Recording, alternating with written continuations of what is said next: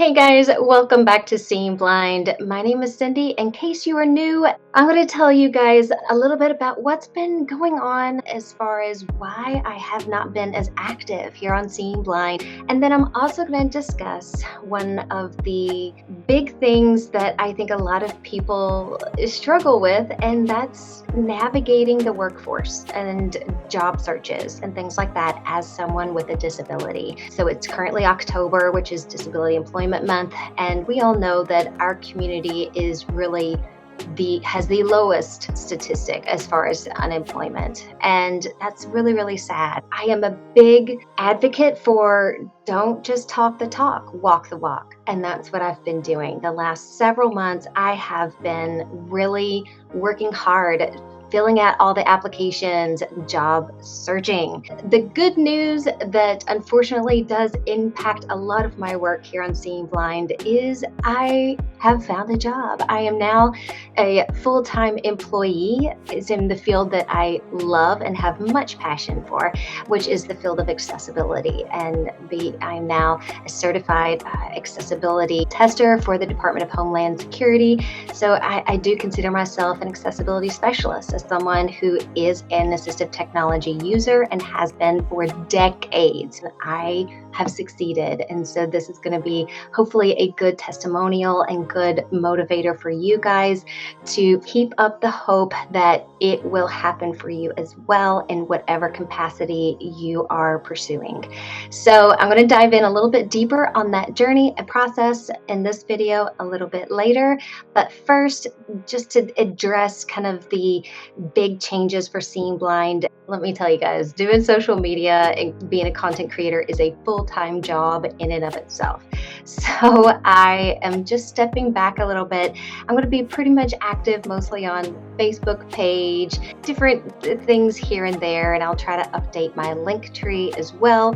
I also do have an Amazon storefront, so if there are specific things that you're looking for, ideas, gifts, what kind of makeup or skincare, as someone blind who loves those two things, what my personal favorites are, if you are so inclined to see what they are, I do have an Amazon storefront that you can always peruse. So hopefully you'll be able to just explore and still continue to benefit from even videos that I made. Good Lord, they're going to be terrible, but 3 years ago, back when I started. If you write a comment, please do. Just know I'm not going to be able to respond immediately. It might be one of those things where I kind of just do a one big bulk response every other week or once a month. If you do, though, have a legitimate question, concern, or you just want to reach out for some advice, anything like that, guys, you are so welcome to always email me. My email is seeingblind101@gmail.com. That's going to be the fastest way that you're going to hear from me. Without further ado, let's get into discussing employment. It happened in the month of October for me, ironically. So I started it probably in the end of July, beginning of August. And so it did take several months. I got to that very end point where I've been through 2 interviews, 3 interviews, and I'm like one of, I don't know, a handful of candidates thinking, okay, I've got this. I got this job. And it's that big letdown that you are not chosen. And that happened many times. So hopefully, guys, this will be your encourager. This will be your motivation to keep up the hope. It will happen if this is a process or journey that you're currently on or think you will be in the next few years, or it's just a personal goal. So let's dive into some of the initial beginning steps. I really wanted to approach my job search with the intent that my disability is not anything to hide and it is not a negative. I really wanted to rewrite that narrative, to flip the script in my head that it's not something that I need to be ashamed of or not disclose right off the bat.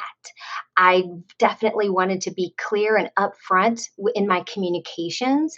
And because I'm in the field of accessibility, it really did kind of easily segue into that. And I get it, not all fields and positions will easily segue into that disclosure.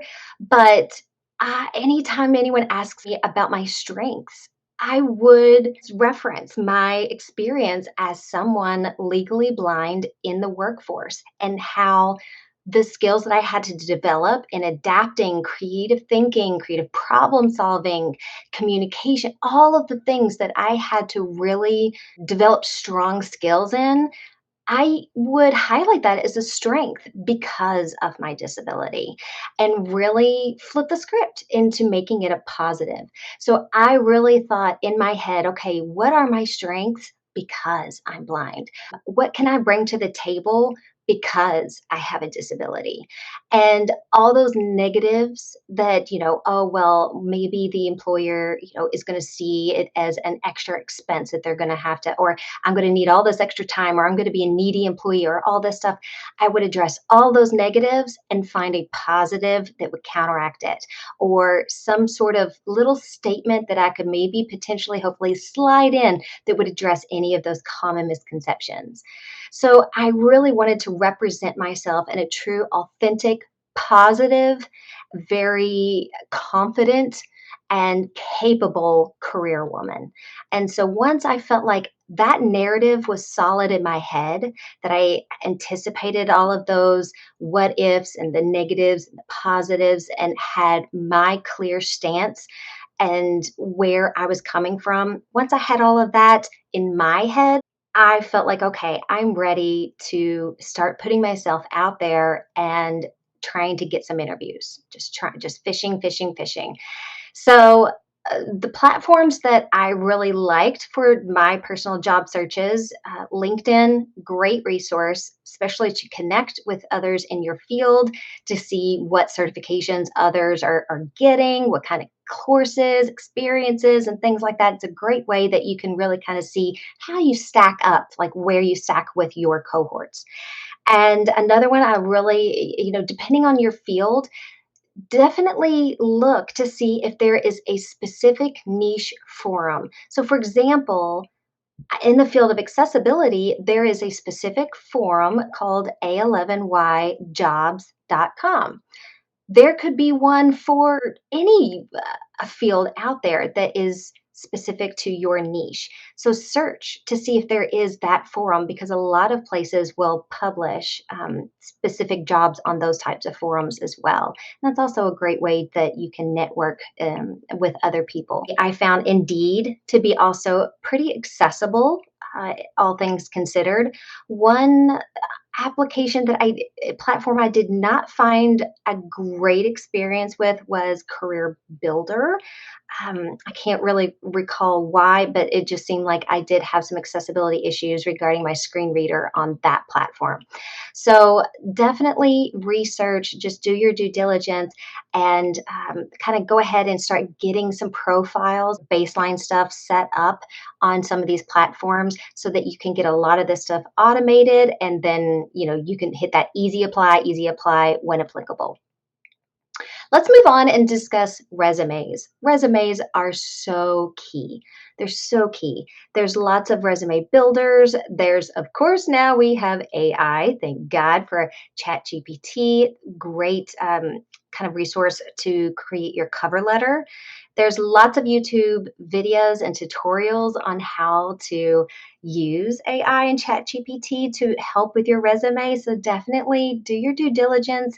Spend several days really diving into gathering as much information on how that can be a good tool to implement and use in your development of your resume and cover letters. As far as my resume goes, I really wanted to maybe not directly say, hey, I am blind, I am visually impaired, and because of that I do this I didn't want to just directly openly say it like that, but I did want to reference that I have 20 plus years in assistive technology and all of these things that are pretty specific to disabled life.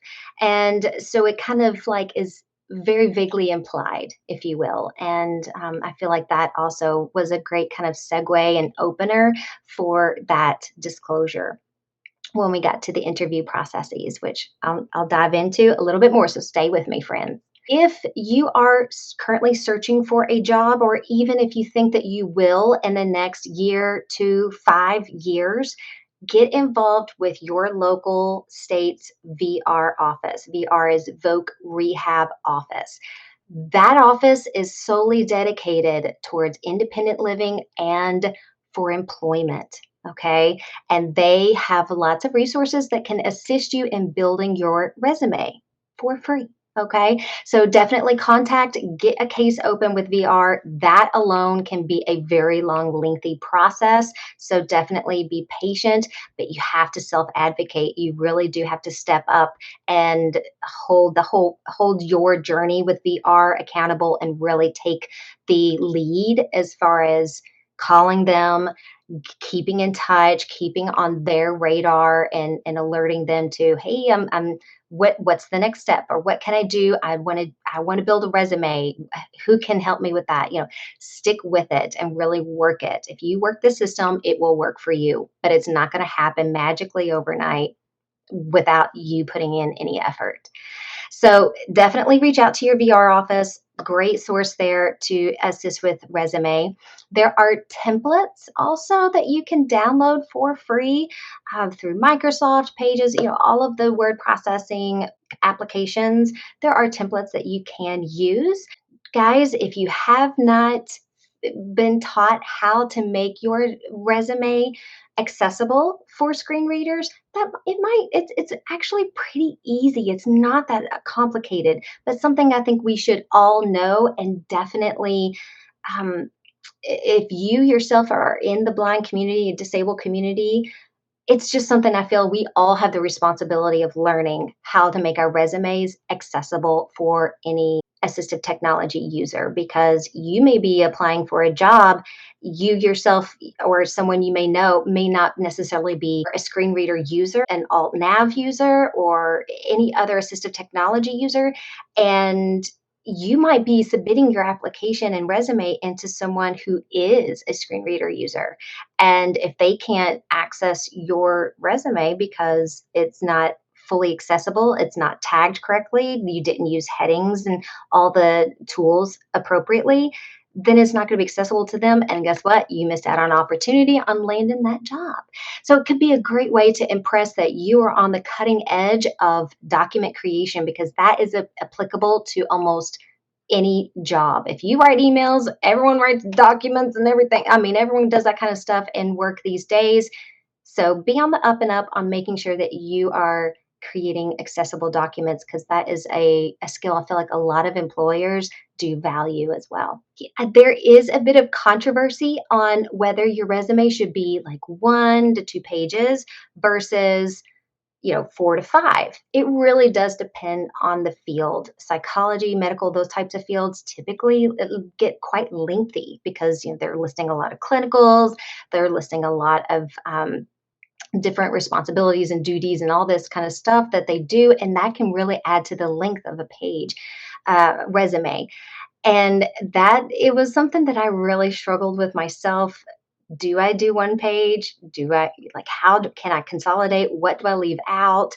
And that's just something that you really do kind of have to ponder and decide for yourself. That's a very individual question. But if it's something you're really, really struggling with, I probably went through 50 different drafts and versions of my resume before I felt like I was happy with it. So you're welcome to email me directly if you have a specific question, or if there's something that I can do to assist you. If I have the bandwidth to do so, I'm more than happy to. So just shoot me an email. So that's a little bit of my spiel on resumes. So let's move on to the interview processes. As I said, I like to be open and authentic about my disability, and I like to just go ahead, break that ice. If they are asking about just general job duties, what are my skills, or what are your experiences in XYZ, I will usually try in some creative way to passively kind of throw in, oh, because I'm actually an individual with a disability, I really excel in blah, blah, blah, blah, blah. And they are not legally allowed to ask you any personal questions regarding your disability. It is not their business. This is just what you are comfortable voluntarily disclosing to them. All right. And that might be, if you want to go ahead and dive into what accommodations, whatever the case may be, then that's definitely your personal preference. But I am definitely a huge advocate for open disclosure, because the worst thing that you can do is maybe get a job and then the employer's like expecting you to start work, and then you're like, oh, by the way, I need this accommodation because by the way, I do have a visual impairment, and you're blindsiding them. They're like, whoa, wait, oh, well, okay, and but they're caught off guard. And I feel like it kind of sets the precedent for poor communication. You definitely want to be upfront, honest, and authentic right out of the gate, because not that your employment should ever be based on it or that it should be influenced by it, but I feel like just showing that, hey, I am a good communicator because I feel what is important that you need to know is what you need to know right now before moving forward, in case there are any misconceptions, in case any questions come up that are appropriate. Well, what are some of the ways that we can accommodate you, and or those types of things, um, they're legitimate questions that, especially if it's a position that might require two, three, or four interviews before they land on a decision. As you get further down the sequence, those are deeper diving questions that it's better that they come up now rather than later. Um, I definitely feel like how you represent yourself, the confidence that you have, and all of those things as an individual with a disability speaks volumes. You definitely want to show that your disability is not a negative, and is if you are truly a believer of that, if you've truly worked that out in your head, that you know your worth, you know your value, what you bring to the table, you want that to show, because employers, they sense that. If you have insecurities about it still, you're going to need to want to definitely address that so that those insecurities aren't expressed in an interview. And if they pick up on that, that might be a strike against you. You definitely want to present yourself as someone confident, capable, and definitely able to overcome whatever you need to get the job done. All right. I think that's about it for me. If you have any additional questions, remember, my friends, give me an email, shout. I'm still here to help my community and you guys in any way that I can. I'm going to be sharing just a lot of, products and things that I love, that I've found. I've been completely redoing my makeup routines, completely redoing my skin routines, buying new stuff for my kitchen and my house. And I have all this pile of things that I feel like I want to share with everybody. I just haven't had the time. So maybe I'll do like a big, I don't know, reveal all video. Who knows? And get it all done in one big swoop. But stay tuned. Definitely stay in touch. And I look forward to hopefully being able to continue this bandwagon on, and as I still maintain my full-time career job. All right. Thanks so much for watching. I'll catch you in the next one. Bye.